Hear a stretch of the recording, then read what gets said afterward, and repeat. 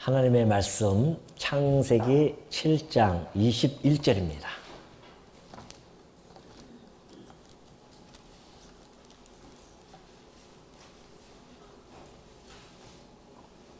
창세기 7장 21절.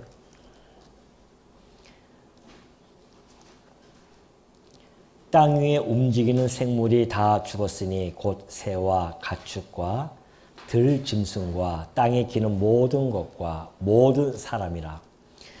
육지에 있어 그 코에 생명의 기운에 숨이 있는 것은 다 죽었더라. 지면의 모든 생물을 쓸어버리시니 곧 사람과 가축과 기는 것과 공중의 새까지라. 이들은 땅에서 쓸어버림을 당하였을 때 오직 노아와 그와 함께 방주에 있던 자들만 남았더라. 물이 150일을 땅에 넘쳤더라.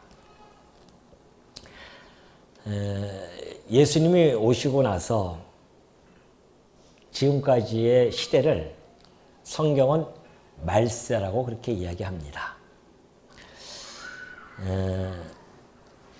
우리가 좀 말세에 살아가고 있지만은 많은 사람들은 말세에 대한 이러한 감각이 그리 그렇게 와닿지 않고 살아가는 경우가 허다하죠. 물론 말로는 다 말세다 그렇게는 이야기합니다.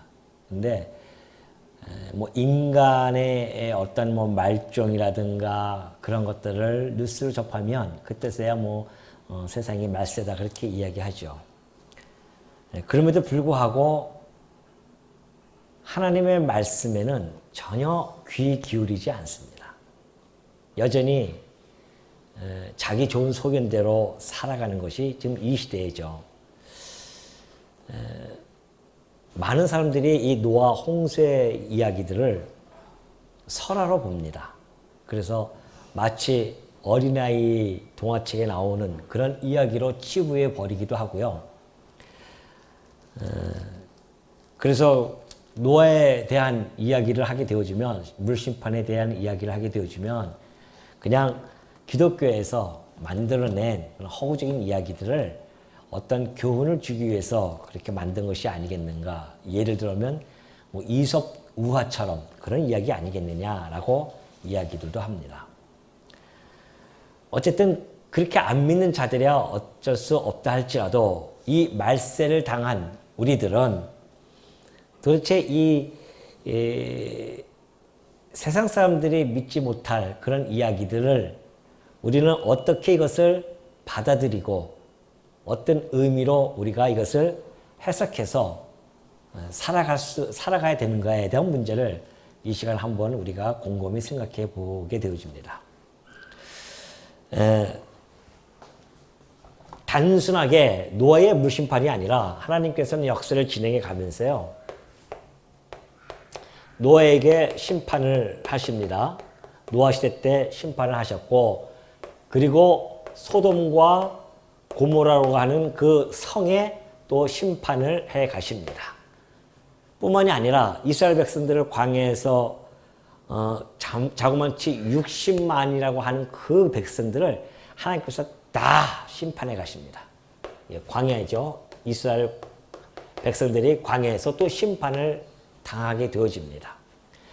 이 심판을 당하는 모든 것들의 공통점은 하나님의 말씀에 순종하지 아니하고 하나님의 말씀을 귓등으로 듣는 자들의 결과입니다. 그렇기 때문에 오늘 이 시대에 살고 있는 우리 예수님이 오시고 나서 지금 이 시대에 우리는 말세라고 해서 살아가고 있는데, 이 말세의 한 시대에 우리가 지금 태어나서 지금 죽을 때까지 살아가고 있죠. 이때 우리가 바라보는 이 말세에 우리가 바라보는 이 역사의 섭리들을 어떻게 우리가 인식하고 그걸 받아들여야 되는가에 대한 문제거든요. 그것을 바울도 그렇고 베드로도 그렇습니다. 지금 이러한 것들은, 하나님이 이러한 역사를 진행해 간 것은 경건치 않는 자들이 이렇게 되어질 것이다 라고 하는 본을 우리들에게 보였다는 겁니다. 첫 번째는 본을 보였어요. 본을 보이심. 뭐에 대한? 경건치 않은 자는 이렇게 될 거야. 보여줬습니다.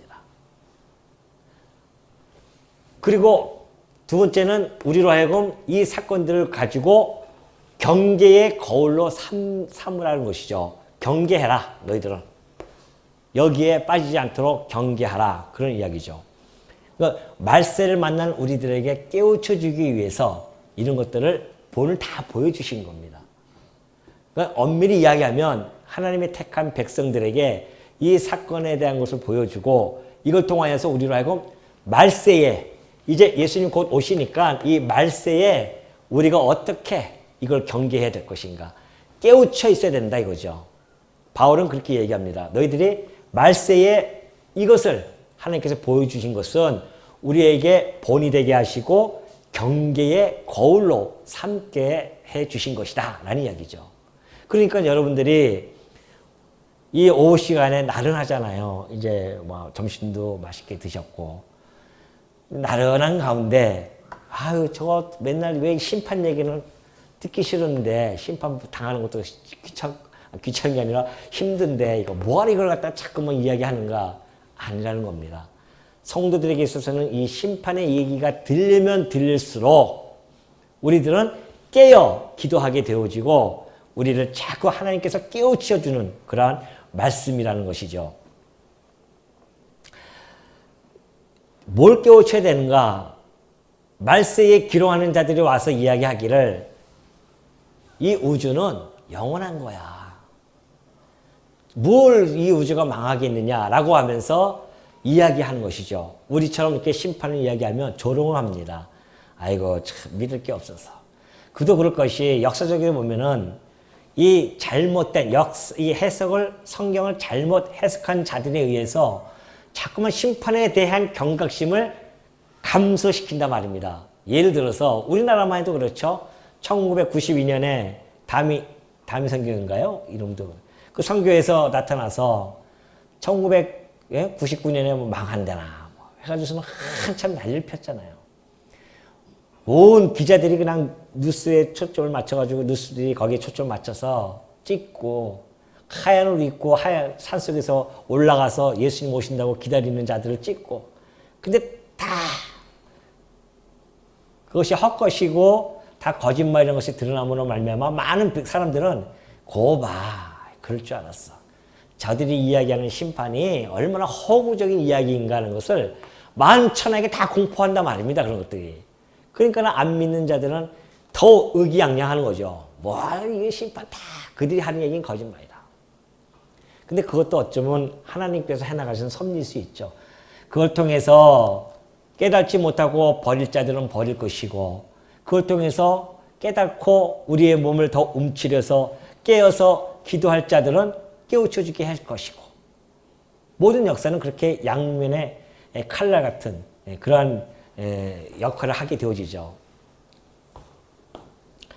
그래서 우리가 말세에는 항상 말세를 만난 성도들은 항상 깨어 준비하라. 이것이 바로 우리 주님이 오셔서 하신 말씀입니다. 우리 주님이 그러시잖아요. 야, 도둑놈이 많은 게 오는 것을 우리가 안다고 한다면 언제 올 줄 안다고 한다면 다 대비를 할 텐데 올 줄을 모른다는 겁니다. 도둑을. 그러니 내가 너희들에게 오는 것도 도적에게 오는 것처럼 아무도 모른다는 겁니다. 그러니 어떻게 해요? 도적을 막기 위해서는 항상 깨어 있어야 된단 말입니다. 그걸 설명해 주시고 어저께도 우리 집사님들 여전도에서 모여서 이제 이야기했고 오늘도 우리 집사님이 기도 중에 그런 말씀하셨지만은 슬기롭고 미련한 다섯천에 대한 이야기를 주님이 해 주셨잖아요. 너희가 말세에 어떻게 대처해야 되는가라고 하면서. 근데 슬기로운 처녀, 미련한 처녀가 있습니다. 요즘은 준말이 유행이잖아요. 그래서 슬기로운 처녀를 슬처, 미련한 처녀를 미처 이렇게 할게요. 이렇게 하고 설명하겠습니다. 자, 하나님 이제 그 왕이 그래요. 신랑을 이제 맞이하러 와라 했더니만 슬처와 미처들이 다 이걸 준비한 거예요. 이제 등을 준비했습니다. 근데 슬처는 등만 준비한 것이 아니라 그릇에다가 기름도 준비해요. 그리고 간 거예요. 그런데 신랑이 아직 안 옵니다. 1시간, 2시간이 그리고 밤이 다가온데도 안 와요. 그러더니만 급기야 이제 밤이 깊어집니다. 다 졸기 시작합니다. 그때 마침 밤이 아주 깊었을 때에 신랑이 왔으니 맞으라라는 소리가 들려오기 시작합니다. 그러니 다들 그 열처녀들이 등을 가지고 이제 가려고 합니다. 맞으러 가는데, 근데 미처에 있는 그 미처들은 뭘 안 가져왔냐면은 기름이 떨어지고 가기 시작하는 거예요, 등이. 기름이 떨어지니까 불꽃이 깜빡깜빡 죽어가려고 한단 말입니다. 그래서 실처들은 준비한 기름이 있잖아요. 그래서 그 기름을 딱 넣고서는 신랑을 맞으러 갑니다. 그때 미처가 하는 이야기가, 실처들이요, 우리가 미처 기름을 준비하지 못했으니 그것 좀 조금만 좀 주십시오 라고 그렇게 강구를 합니다. 그랬더니만 실처들이 우리도 모자르니 차라리 저 가게 가서 사는 것이 훨씬 낫지 않겠느냐 하면서 냉정하게 갖다 놔버립니다. 미처들은 급히 가서 기름을 준비합니다. 그리고서는 돌아와서 막 들어가려고 하는데, 들어가기도 전에 이미 혼인잔치는 문이 닫혀버렸습니다. 마치 노아 심판 때 방주가 닫혔던 것처럼. 그러니 두들깁니다. 우리가 조금 늦었습니다. 문 좀 열어주십시오. 했더니 안에서 들리는 말이, 너희들은 누구냐? 나는 너희들을 도무지 알지 못하느니라는 소리만 들려옴으로 말미암아 미처는 미쳐서 돌아버렸다는 그런 이야기가 있죠. 좋을까봐 우스갯소리 한번 해본 겁니다. 예. 그러니 여러분들, 그 우리 주님이 하신 말씀이에요. 야, 말세에는 그런 자들이 있을 것이다. 그러니 너희들이 항상 깨어서 준비하라는 겁니다. 준비하라는 거예요. 우리가 이 시대에 살면서, 말세에 살면서 우리는 그냥 아무 의식 없이 살아갈 수도 있습니다. 그냥 세상에 있는 사람들처럼 그렇게 살아갈 수 있죠. 그러나 우리는 우리 안에는 성령이 계십니다. 성령께서 우리를 갖다가 깨우쳐서 지각을 열어서 듣고 깨달을 수 있는 그런 능력을 우리들에게 주셨습니다. 그래서 우리는 말씀을 듣고, 이러한 말씀을 듣고 우리 가슴속에 깊이 간직하게 되어집니다. 세상 사람들은 한쪽 귀 듣고 한쪽 귀로 흘러버리는데, 우리는 이게 마음속에 와서 진동을 한단 말입니다. 아, 맞다. 왜? 베드로가 얘기했듯이, 베드로가 아니라 히브리서 그러죠. 히브리서에 보면은 믿음으로 모든 세계가 하나님의 말씀으로 지어진 것을 우리가 안 하니 그렇게 이야기해요. 믿음으로. 왜냐하면 하나님께서 이 천지를 창조하실 때에, 여러분 봤어요? 아무도 못 봤습니다. 근데 우리는 창세기를 공부하면서 하나님의 말씀으로 천지가 창조되어졌구나. 이걸 우리는 믿는단 말입니다. 이걸 믿어요. 말씀으로 되어진 줄을. 그걸 믿기 때문에 우리가 노아의 물 심판을 보지 못했다 할지라도 이 노아의 심판의 사건을 믿어요. 그렇다고 한다면 너희들의 그 믿음의 출처는 뭐냐라고 물어볼 거 아닙니까? 믿음의 출처가 근거가 확실치 아니하면은 우리의 믿음은 혹 맹신이 되어질 수 있기 때문에 그렇습니다. 맹신이. 그렇기 때문에 이 믿음이라고 하는 것이, 우리가 아는 우리 믿음이라고 하는 것은 벌써 우리 시대 때만 해도 그래요.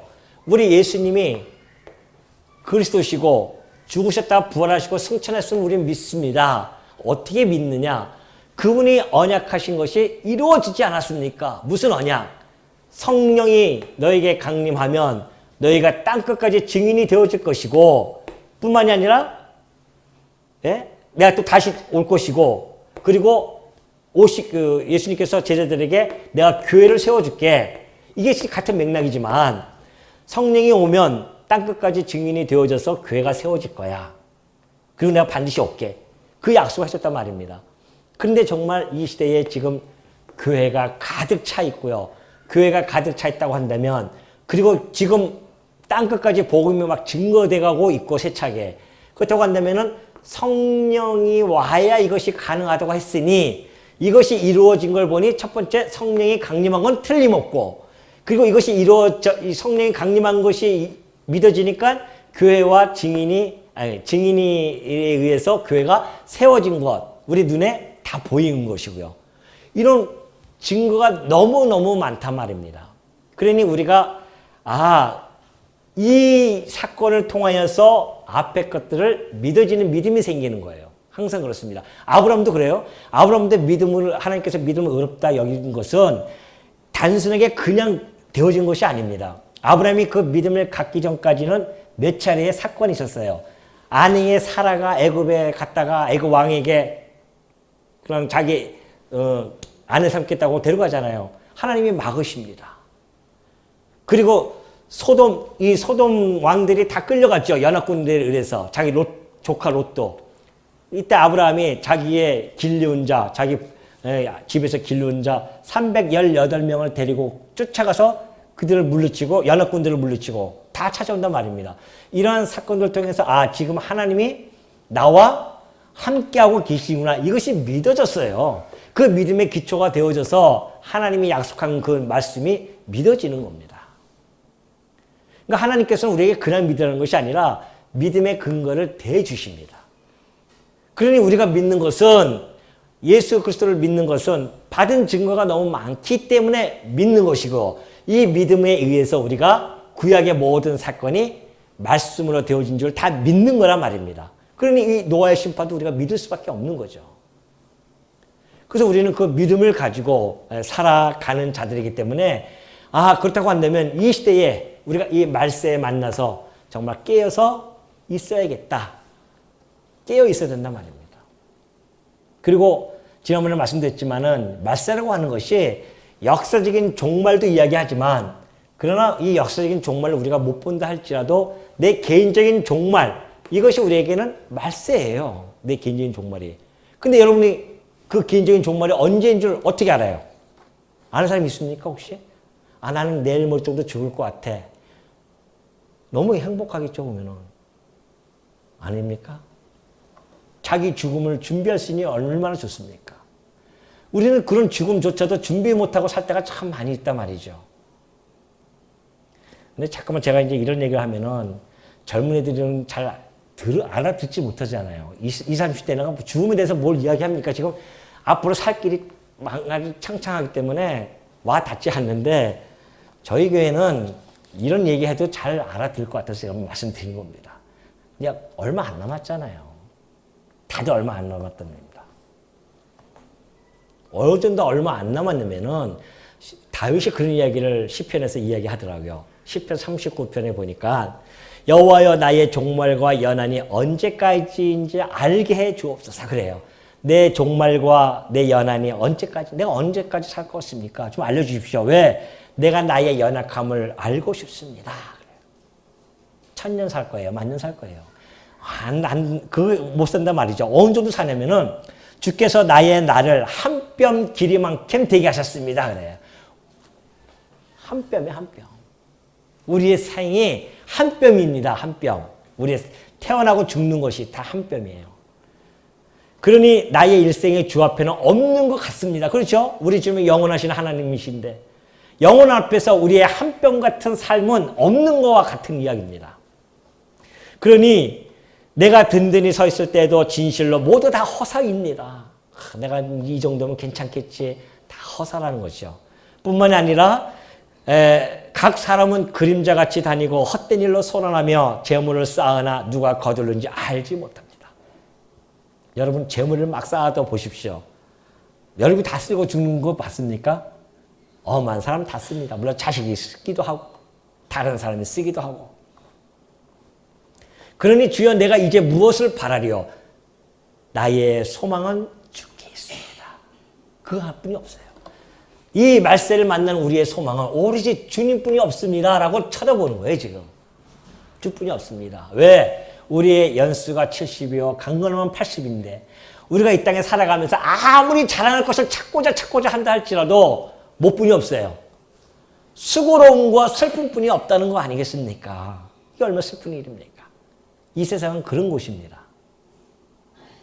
그러니 우리가 말세를 만난 이 시대에 이 심판에 대한 내용을 우리가 상고하면서 우리가 다시 한번 마음을 움츠리고 다시 마음을 정돈하고 우리가 이 말세에 어떻게 깨어 있어야 되며 어떤 깨어 있다고 하는 것이 도대체 무슨 의미인가에 대한 부분들을 깊이 상고하지 아니하면은 우리의 삶도 안 믿는 사람들과 같이 그렇게 언제 죽을지 모르면서 마냥 살 것처럼 착각하면서 살아가게 되어진다는 사실. 정신 바짝 차려야 되죠. 얼마 안 남았잖아요. 여러분 이제 얼마 안 남았잖아요. 진짜.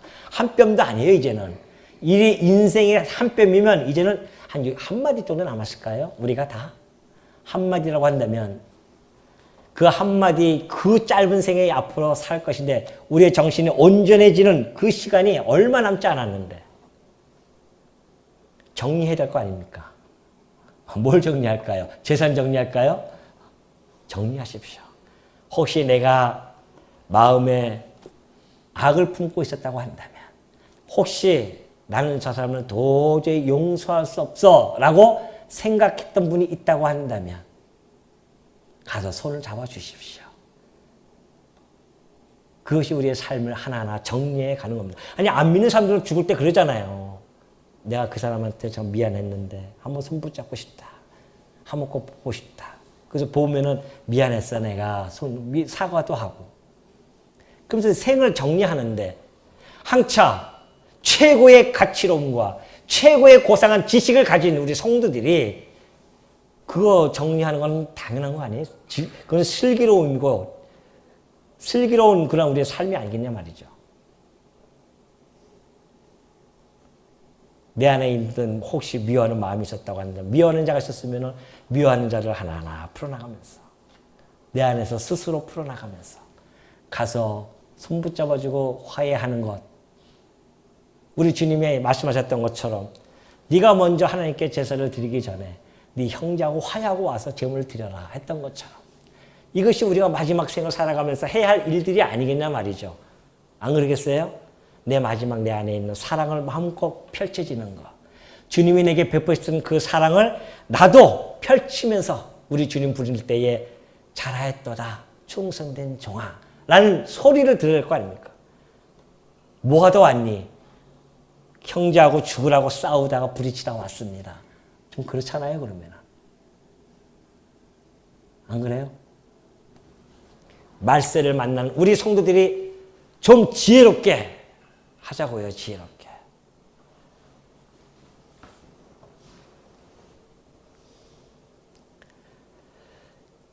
결국은 이 물심판은 물은 베드로가 얘기했듯이 물은 우리를 구원하는 표다. 그런 이야기를 하잖아요. 곧 세례라고 표현을 했었습니다. 세례라고.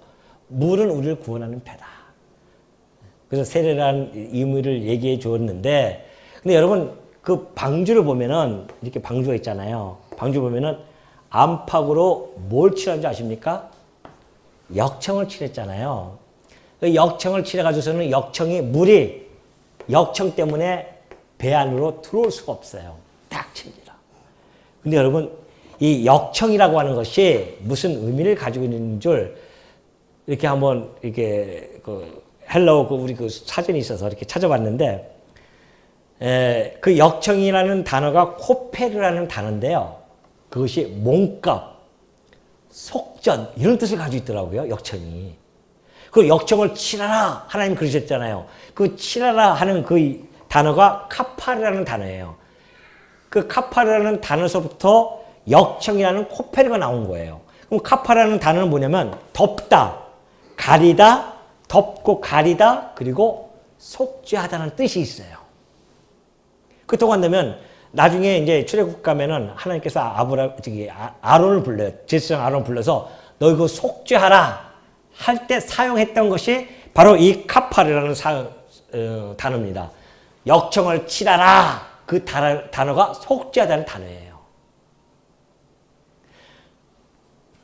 이때는 만약에 예수 그리스도의 우리가 속죄함을 받는 건 누구의 피로 받습니까? 예수 그리스도의 피로 받잖아요. 근데 짐승의 피로 이거 바르면 돼요, 안 돼요? 안 되는 거죠. 물이 다 들어온단 말입니다. 그래서 역청이라고 하는 단어를 사용하게 되어지는데 그것이 바로 물에서부터, 물 심판으로부터 이 방주를 보호해 나간다는 것입니다. 속죄하는 의미를 담은 그 역청이. 그렇다고 한다면 이 역청은, 이 방주는 역청이 보호했다고 한다면, 물론 하나님께서 보호하시지만 그 도구를 통해서 하나님이 보호해 가셨다고 한다면 우리는 죄의 심판에서 누구로부터 보호함을 받습니까? 예? 죄의 심판을 그리스도의 피로부터 우리는 보호함을 받는 자들이에요. 그러니 이 사건은 곧 예수 그리스도께서 피로 우리를 갖다가 보호해 주실 것에 대한 하나의 예표적인 그런 사건으로 분명히 보여집니다. 그러니 하나님께서는 이때부터 계속 끊임없이 복된 소식을 우리들에게 전달해 준 겁니다. 그러니 너희들이 복된 소식이 오면 이 광야에서 심판을 당했던 자들처럼 귀를 꽉 막지 말고 오늘날 그의 음성을 듣거든 너희들은 어떻게 해라? 순종해라. 그래서 우리가 그리스도의 음성을 듣고 다 순종해서 지금 이 자리에 있는 거 아니겠습니까? 성도라고 부름을 당하는 자들이 살아가고 있는 중입니다. 말세를 만났습니다. 우리는 지금 심판의 이 사건을 지금 살펴보고 있습니다. 그러니 우리가 깨어 있지 않을 수가 없습니다. 그러니 우리가 슬기로운 다수처처럼 준비하지 않을 수가 없죠. 이것이 하나님의 백성들에게 주어진 하나님의 지혜입니다. 그러면서 이제 8장을 넘어갑니다. 8장 하나님이 노아와 그와 함께 방주에 있는 모든 들짐승과 가축을 기억하사 하나님이 바람을 땅 위에 불게 하심에 물이 주로 들었고 기쁨의 샘과 하늘의 창문이 닫히고 하늘에서 비가 그치매 라고 이야기를 해요. 여러분 참 보십시오. 하나님이 8장 1절에서 하나님이 이 안에 있는 노아와 8 식구 그리고 이 안에 있는 뭐예요? 짐승들 다 생각합니다. 이들을 어떻게 했다? 어떻게 했다? 예? 기억했다. 여러분 이 주님이 하나님이 기억을 하세요. 왜 기억을 하셨을까요? 깜빡깜빡 잊어먹을 수도 있잖아요. 우리는 다 잊어버리잖아요. 뭐 이게 지금 이 안에 들어간 지가 6개월이 지금 다 지나가고 있는 중이었습니다. 이 안에서 얼마나 불안하겠습니까? 아 이거 이거 하나님 우리 잊어버린 거 아니야? 왜? 하나님께서 뚜껑을 닫아버렸는데 이제 이 배는 온통 물 위에 그냥 방향도 없이 그냥 이리 둥실 저리 둥실 좀 떠다니고 있는데 만약에 하나님이 잊어버리셨다고 한다면 이들은 어떻게 되어질까? 불안할 수도 있잖아요. 근데 우리 하나님이 기억하사 그런 이야기를 합니다. 이 기억하사라는 이 단어에는 수많은 의미가 사실은 아주 우리들에게 함축되어 있고 우리들에게 전달해 주고 있습니다. 그렇다고 한다면 여러분들은 왜 하나님이 이걸 기억하셨을까요? 답해 보십시오. 하나님께서 왜 이들의 짐승들과 이 노아를 기억하셨을까요? 눈 오랫동안 감고 계신 분들을 내가 질문을 하겠습니다. 눈 오래 감고 계신 분들 지금 왜 기억하셨을까요? 하나님께서. 예? 그렇죠. 구원시키려고. 예. 또 왜 기억하셨을까요? 장로님 왜 기억하셨을까요? 오래 감고 계셔가지고 제가 지금 합니다. 왜 기억하셨을까요? 하나님께서 이들을 왜 짐승하고 이들을 기억해가지고서는 6개월이 지났는데 잊어버릴 수도 있는데 기억을 하세요. 그럼 다른 질문 한번 해볼게요. 그 기억하셨던 것은 하나님의 속성 중 어떠한 속성에 기인해서 기억을 하셨을까요? 하나님의 속성의 영광이 표현된 것이 지금 이 기적이 아닙니까? 창세기 우리 처음 공부할 때 했잖아요. 어떠한 속성에 의해서 하나님이 기억을 하셨을까요?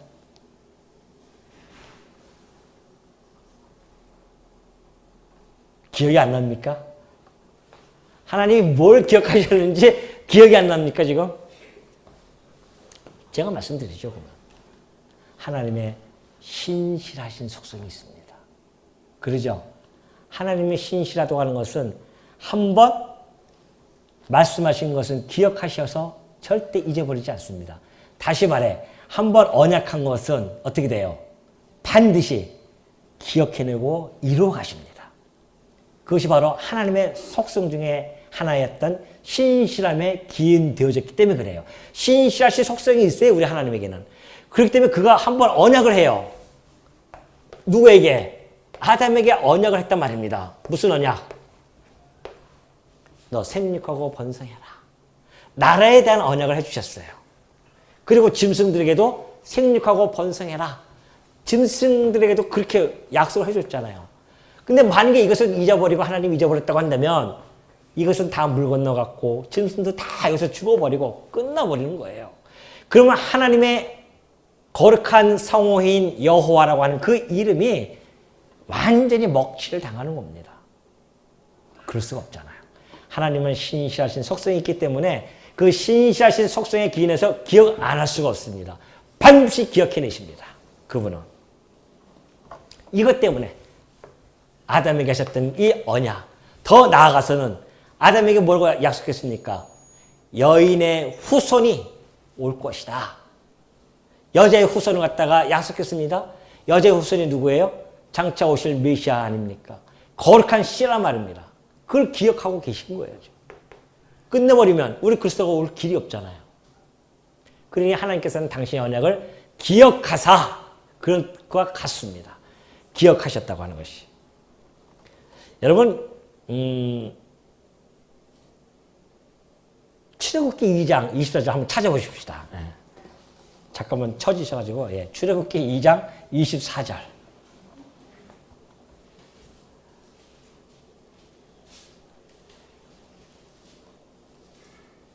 출애굽기 2장 24절 다 찾으시면 한번 합독하겠습니다. 자, 시작.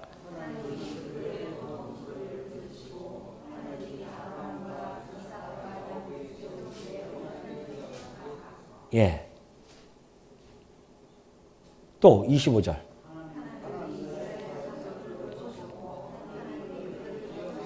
예.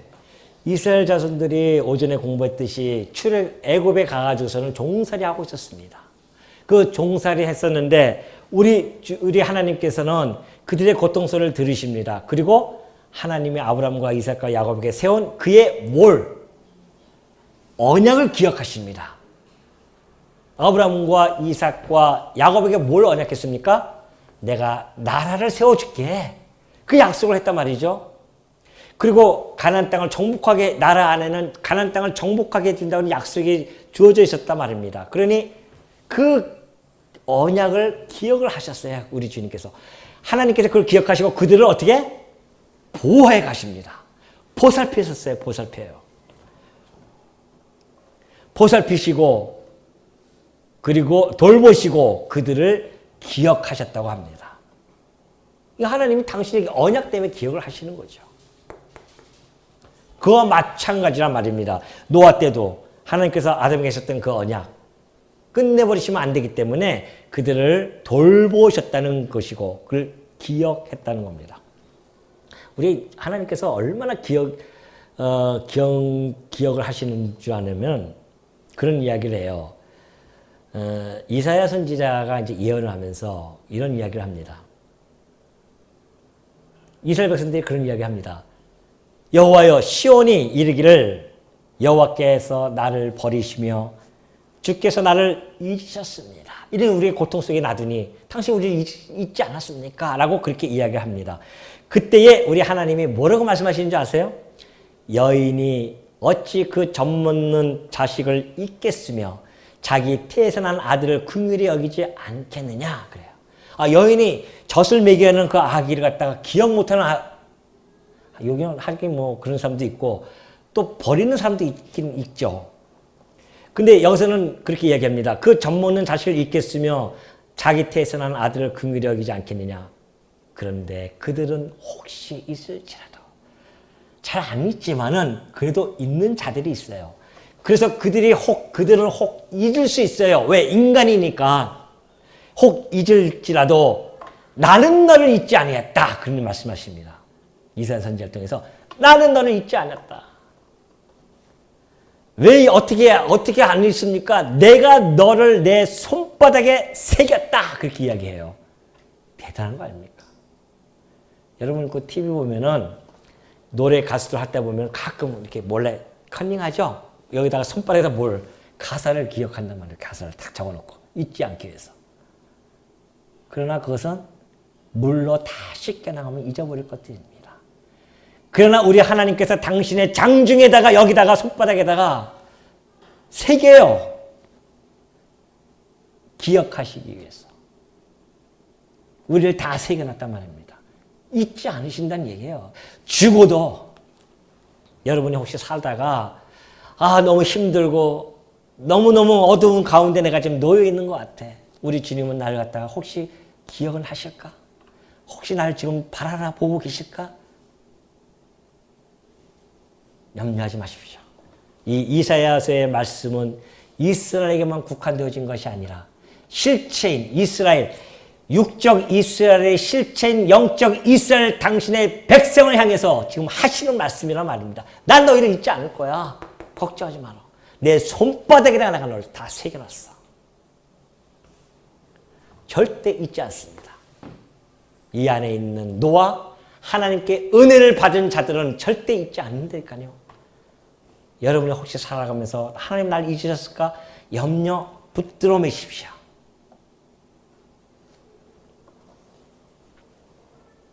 하박국 선지자가 그런 이야기해요. 주여 진노 중에서라도 저희를 긍휼함을 잊지 마십시오.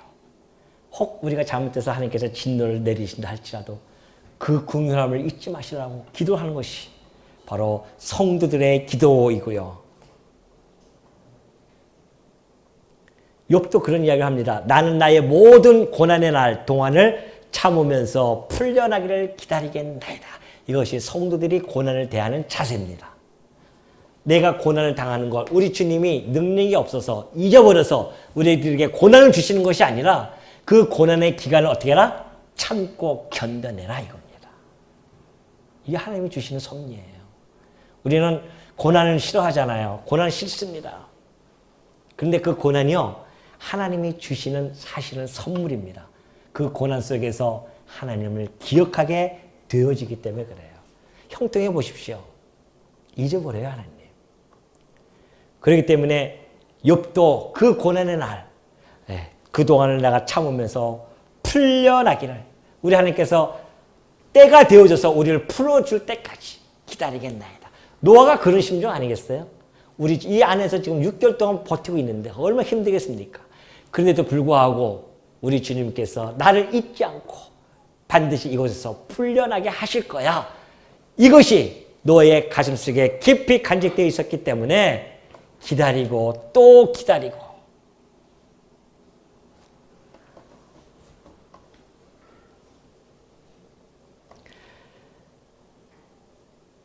기품의 샘과 하늘의 창문이 바람이 땅 위에 불게 하십니다. 하나님께서 바람을 곳간에다가 이렇게 딱 가둬놨다고 하죠.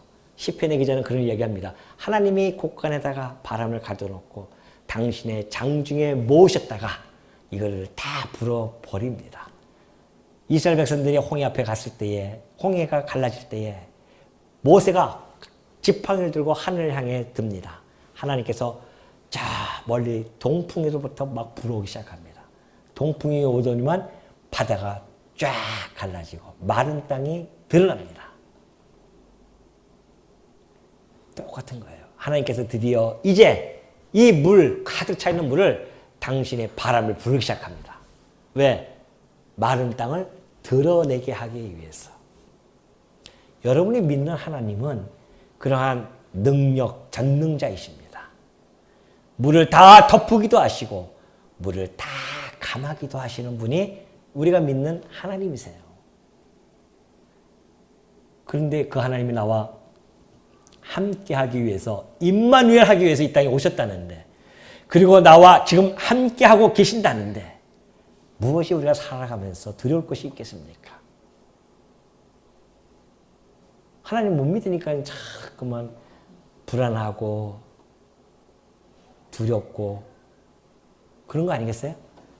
우리가 이 하나님만을 제대로 안다고 한다면 이 우주 만물을 당신의 장중에 두고 마음대로 행하시는 하나님, 그리고 우리를 절대 손바닥에 새겨놓고 잊지 아니하시는 우리 하나님, 그 하나님이 나의 아버지이시고 내가 그의 자녀가 되어졌다는 사실만 믿어진다고 한다면 이 망망대회 같은 이곳에서 우리는 바로 우리의 선장이 되시는 예수 그리스도의 이 방주 안에 들어가서 편안하게 안식을 취하며 살아갈 수 있는 이 행복 하나님이 주셨습니다.